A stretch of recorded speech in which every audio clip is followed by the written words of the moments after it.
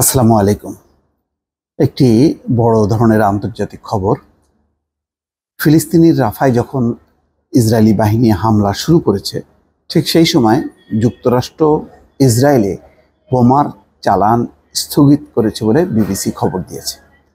এটি বড় অগ্রগতি, অর্থাৎ ইসরায়েলকে আর বাড়তে দিতে চায় না কেউই, এবং স্বয়ং মার্কিন যুক্তরাষ্ট্র পর্যন্ত সেখানে রাশ টেনে ধরার চেষ্টা করছে। তারই একটি বহিঃপ্রকাশ হচ্ছে এই খবরটি। খবরে বলা হচ্ছে, গাজার সর্বদক্ষিণের শহর রাফায় ইসরায়েল বড় ধরনের স্থল অভিযান শুরু করতে চলেছে, এমন উদ্বেগের জের ধরে গত সপ্তাহে দেশটিতে বোমার একটি চালান স্থগিত করে যুক্তরাষ্ট্র।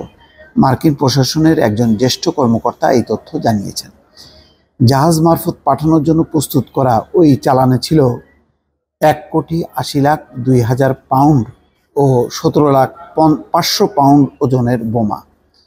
যুক্তরাষ্ট্রের বিবিসির মিডিয়া পার্টনার সিবিএস নিউজকে এই তথ্য জানান ওই মার্কিন কর্মকর্তা।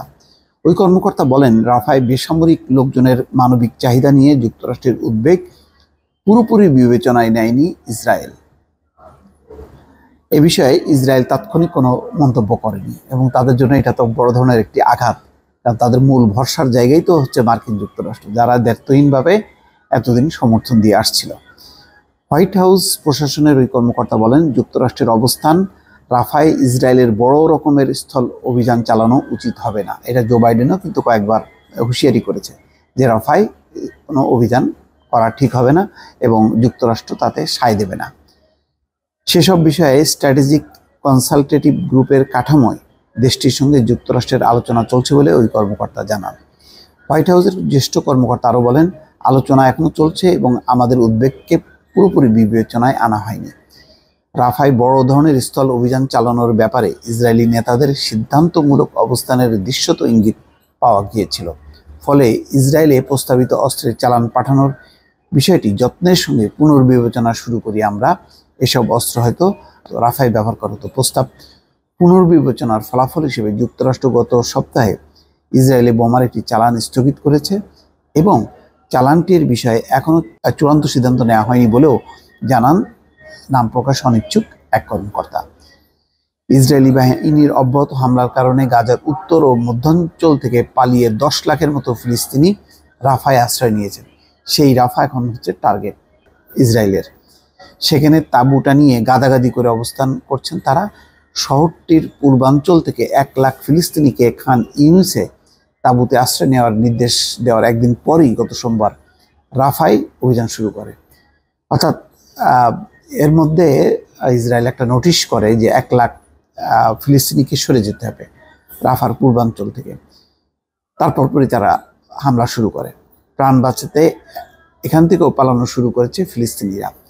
গত বছরের 7ই অক্টোবর ইসরায়েলে নজিরবিহীন হামলা চালায় ফিলিস্তিনি স্বাধীনতা সংগঠন হামাস। জবাবে ওই দিন থেকেই গাজায় নারকীয় অভিযান শুরু করে ইসরায়েল। তাদের নির্বিচার হামলায় এখন পর্যন্ত প্রায় 35,000-এর বেশি ফিলিস্তিনি নিহত হয়েছে, আহত হয়েছে অগণিত।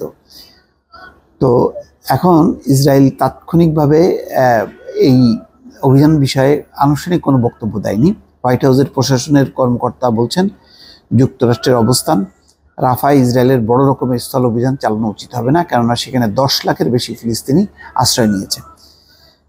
তাদের অন্যত্র যাওয়ার জায়গা নেই। রাফায় বেসামরিক মানুষের মানবিক চাহিদা ইসরায়েল কিভাবে মেটাবে এবং সেখানে হামাসের বিরুদ্ধে আলাদা অভিযান পরিচালনা করবে কিভাবে, সেই বিষয়ে স্ট্র্যাটেজিক কনসালটেটিভ গ্রুপের কাঠামোয় দেশটির সঙ্গে যুক্তরাষ্ট্রের আলোচনা চলছে বলে জানান।